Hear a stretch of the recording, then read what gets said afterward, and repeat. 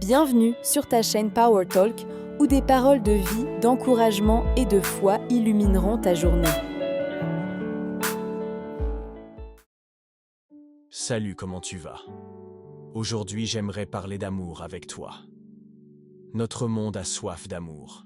Partout, nous voyons des conflits, des divisions, des blessures, du rejet. Mais aujourd'hui, j'aimerais te rappeler la clé la plus puissante que Dieu nous a donnée. L'amour. Dans l'évangile de Jean au chapitre 13, verset 34, Jésus nous laisse un commandement simple mais tellement profond. Aimez-vous les uns les autres. Comme je vous ai aimé, vous aussi aimez-vous les uns les autres. L'amour dont il parle n'est pas juste un sentiment, mais une action, un choix. Aimer, c'est aussi pardonner même quand c'est difficile. C'est encourager, soutenir, être présent pour l'autre. Dieu ne nous demande pas d'aimer seulement ceux qui nous aiment en retour. Il nous appelle à aimer même quand ce n'est pas mérité. Parce que c'est ainsi qu'il nous aime alors que souvent nous faisons ce qui est mal. As-tu déjà entendu parler de l'histoire de Mary Johnson? Mary Johnson est une mère américaine qui a perdu son fils, assassiné en 1993 par Oshi Israel. Pendant des années, elle a vécu avec la haine et la souffrance. Mais un jour, elle a pris une décision inattendue. Rencontrer le meurtrier de son fils en prison pour lui offrir son pardon. Mais elle ne s'est pas arrêtée là.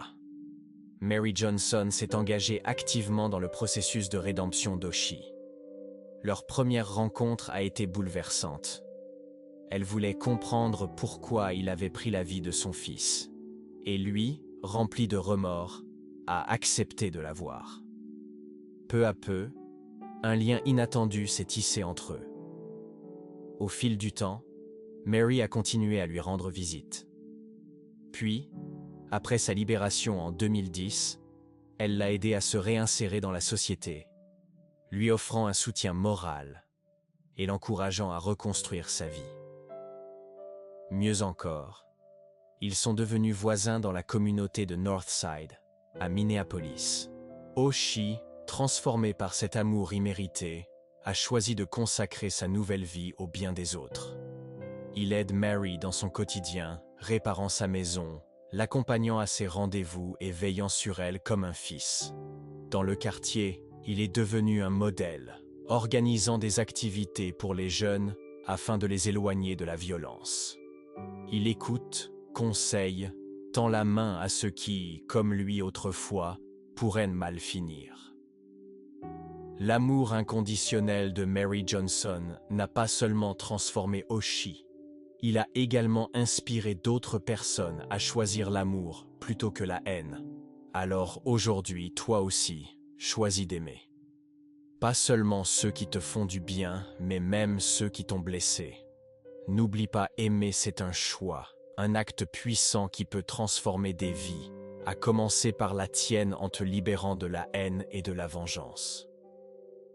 Imagine un monde où chacun décide d'aimer comme Mary Johnson a aimé le meurtrier de son fils. Un monde où la bienveillance n'est pas une exception, mais la norme. Ce monde commence avec toi, avec moi, avec chaque choix que nous faisons aujourd'hui. Je vais te laisser avec cette citation de Martin Luther King qui dit « Les ténèbres ne peuvent pas chasser les ténèbres. Seule la lumière peut le faire. La haine ne peut pas chasser la haine. Seul l'amour peut le faire. » Si ce message t'a fait du bien, like, abonne-toi et partage-le pour encourager quelqu'un d'autre.